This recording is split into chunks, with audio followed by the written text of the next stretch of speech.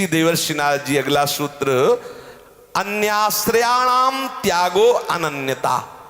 इस प्रेम लक्षणा भक्ति में अपने प्रियतम के सिवा अन्य आश्रयों का त्याग कर देना चाहिए। बहुत जरूरी है, बहुत शीघ्र त्याग कर दे, तभी अद्भुत प्रभाव अपने इष्ट का अनुभव में आने लगता है। अन्य आश्रय नहीं होना चाहिए।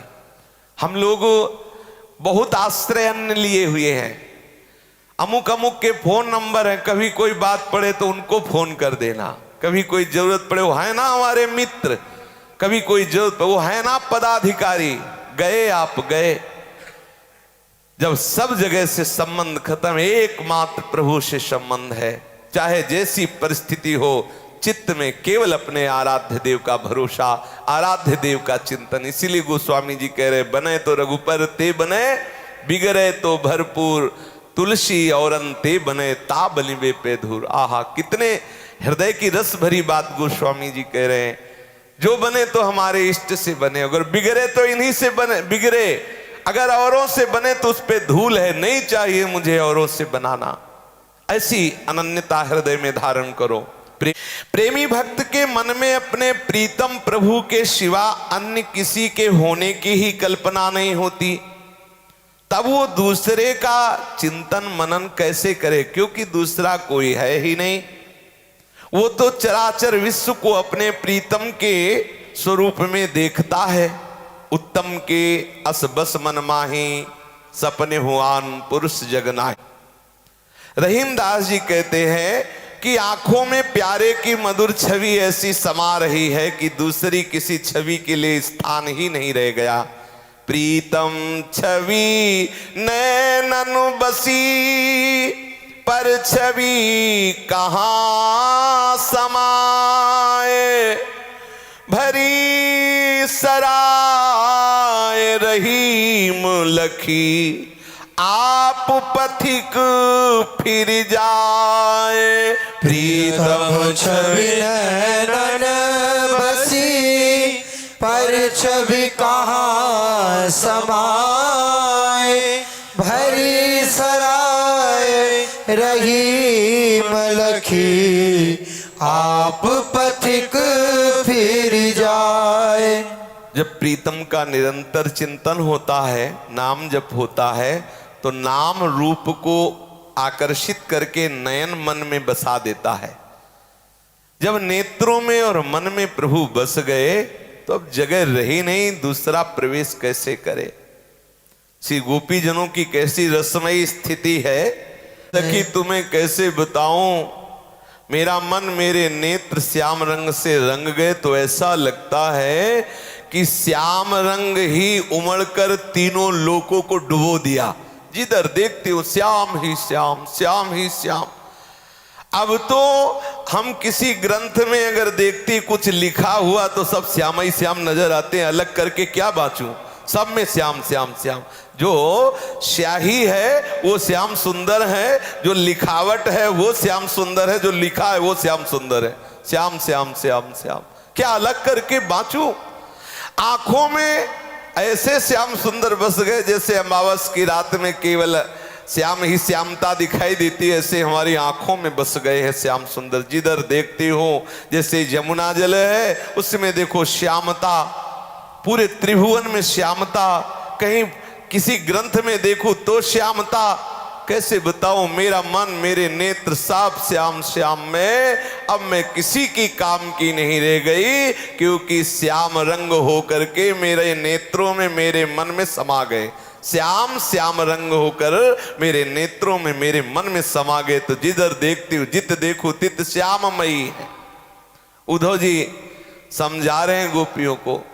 गोपीजन कहती, उद्धव मन माने की बात, उद्धव मन माने की बात। दाख छुहारा छाड़ी अमृत फल, विष कीरा विष खात। दाख छुहारा छाड़ी अमृत फल, विष कीरा विष खात। उद्धव मन माने की बात, उधो मन माने की बात। जब अपने प्रीतम में अनन्यता आ जाती है तो ऐसी आसक्ति होती है कि वो किसी के समझाने पर लाख प्रकार से कोई उसमें दोष दर्शन कराना चाहे तो कभी भी दोष दर्शन नहीं हो सकता। चाहे जितना छुहारा और अमृत फल रखो, लेकिन विष का कीड़ा जो है वो विष ही पसंद करेगा, दाग छुहारा नहीं पसंद करेगा। गोपीजन उद्धव से कहती, ठीक है आप ब्रह्म ज्ञान की बातें बता रहे हो, योग की बातें बता रहे हो, लेकिन मेरा मन मान गया है श्याम सुंदर से। तो जैसे विष का कीड़ा राजी हो गया है विष में, तो उसे दाग छुहारा नहीं सुहाई देता, ऐसे हमें तुम्हारा योग और ब्रह्म ज्ञान सुहाई नहीं देता है। जो चकोर है वो आग खाता है, आग। चकोर आग क्यों खाता है? क्योंकि चकोर को प्रेम चंद्रमा से है, और चंद्रमा भगवान शिव के मस्तक पर विराजमान है।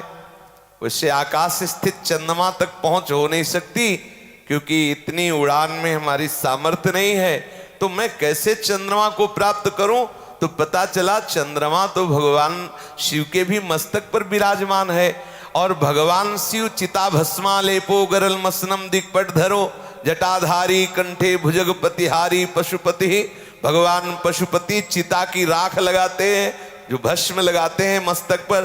तो चकोर के मन में आया कि मैं आग पाऊं जिससे मैं भस्म हो जाऊं, और भगवान शंकर कभी मेरी राख को अपने माथे पे लगा लेंगे तो वही मेरा प्रीतम चंद्रमा है, मेरा मिलन हो जाएगा। चंद्रमा के मिलन के लिए चकोर आग खाता है। अब कोई खूब गुण बतावे चकोर को कि कपूर पाओ, बड़ा शीतल और सुगंधित होता है, तो क्या कपूर कभी चकोर पा सकता है क्या? ये प्रेमी ही जानते हैं। वो आग खाता है अपने प्रीतम चंद्रमा से मिलने के लिए। जो चकोर को दे कपूर को तज अंगार घात। दूसरे हैं प्रेमी मधुप भौरा, इतना बलवान है, छोटा सा है, बिल्कुल कोरे काठ में कुछ मिनट में छेद कर दे, ऐसा है। लेकिन ये बलवान भौरा जब अपने प्रेमी कमल का संग प्राप्त करता है तो कमल के पराग का स्पर्श होते ही सारी चतुराई मिट जाती है। अत्यंत कोमल पंखुड़ी कमल की होती है, कोरे काठ पे छेद करने वाला भौरा भी प्रेमाशक्त होने के कारण वो कमल की पंखुड़ी को छेद नहीं पाता। और जब संध्या काल हुआ, भौरा बैठे बैठे उन्मत्त हो गया। अब रात्रि में कमल संकुचित हो गया, वो छेदता नहीं है उसको, सोचता है जब खिलेगा तभी हम उड़ेंगे। ये प्रेम की बात, उद्धव मन माने की बात। जो जैसे पतंगा देखता है, वो रूप से प्यार करता है, तेज से प्यार करता है, तो देखता है कि सामने वाले जो पतंगे हैं उस लौ में, उस तेज में झुलसकर मरणासन स्थिति में तड़प रहे, लेकिन वह प्यार वो उस मरण को, उस तड़पन को नहीं देखता। वो अपने प्यारे दीपक में, उस तेज में जाकर आलिंगन करना चाहता है, और उसकी भी वही दशा हो जाती। लेकिन कोई भी पतंगा पीछे नहीं हटता, दीपक सो लपटात। श्री सूरदास जी कहते हैं, जिसका मन जिससे लग गया उसको वही अच्छा लगता है। जिससे गोपी जन कह रहे हैं कि उद्धव मेरा मन श्याम सुंदर में लग गया। ये तुम्हारा ब्रह्म ज्ञान, तुम्हारे योग की बातें, तुम्हारे आत्मज्ञान की बातें मेरी समझ में आने वाली नहीं। इसलिए क्योंकि प्रेमी का अब चित्त रहा नहीं, वो अपने प्रीतम में समर्पित हो गया है। प्रेम में अपने प्रीतम के सिवा अन्य किसी का आश्रय न हो। बहुत समझाया सप्त ऋषियों ने कि इतनी कठोर तपस्या कर रही हो, ऐसे जटाधारी, ऐसे सांपों की माला, मुंडों की माला पहनने वाले, ऐसे बाघंबर को धारण करने वाले शिव के लिए, अरे इतनी तपस्या तुम कर रही हो, मैं तुम्हें भगवान विष्णु से ब्याह करवा दूं। बहुत सुंदर दूल्हा, देवता वेद जिसकी स्तुति करते हैं। माता जी ने क्या कहा, जगदम्बा ने, बोले करोड़ों बार जन्मूंगी, करोड़ों बार मरूंगी, लेकिन भगवान शिव को ही पति बनाऊंगी। जन्म कोटि लगी रगर हमारी, बरऊं शंभुनता रहूं कुमारी। जन्म कोटि लगी रगर हमारी, बरऊं शंभुनत रहूं कुमारी। ये निष्ठा होनी चाहिए उपासक के हृदय। करोड़ों बार जन्म लेंगे मरेंगे, पर हर बार यही चाहेंगे भगवान शिव हमारे पति हो। अंबा ने कहा करोड़ों बार जन्म लेंगे, करोड़ों बार मरेंगे, हर बार तपस्या करके यही चाहूंगी कि भगवान शिव। आप भगवान विष्णु की महिमा गान कर रहे हैं, बड़े सुंदर हैं, देवता यश गान करते हैं, बड़े ऋषि मुनि उनकी आराधना करते हैं। मैं आपकी बात मानती हूं कि महादेव अवगुण भवन, एको गुण नहीं महादेव में, महादेव अवगुण भवन और विष्णु सकल गुण धाम, जेहि कर मन रम जाहि सन तेहि तेहि सन का। मान लिया कि महादेव में एको गुण नहीं, पर मेरा मन राजी हो गया महादेव से। ऐसी अनन्यता अपने इष्ट के प्रति होनी चाहिए। देवर्षि नारद जी कह रहे अन्याश्रयाणाम त्यागो अनन्यता। एक भरोसो, ये दोहा सबको अपने जीवन में उतारना चाहिए। गोस्वामी तुलसीदास जी का है, अपने इष्ट के प्रति ऐसी ही अनन्यता होनी चाहिए। एक भरोसो, एक बल, एक आस विश्वास, एक राम घनश्याम हित चातक तुलसीदास। वो चातक की टेक की भांति केवल अपने इष्ट में ही चित्त लगाए, संपूर्ण रूप से इष्ट के ही ऊपर निर्भर रहे।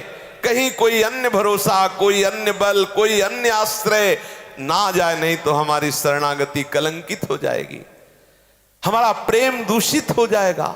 अन्य का प्रवेश नहीं, बिगड़े तो भरपूर, हमारे इष्ट से बिगड़ती रहे तो हम राजी हैं, लेकिन दूसरे से बने ता बनिबे पे धूर।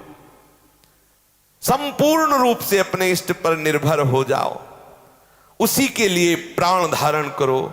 अपने इष्ट की प्रसन्नता के लिए खाना पीना, सोना बैठना, चलना फिरना, देना लेना, दान पुण्य, जो भी कुछ सब इष्ट की प्रसन्नता के लिए।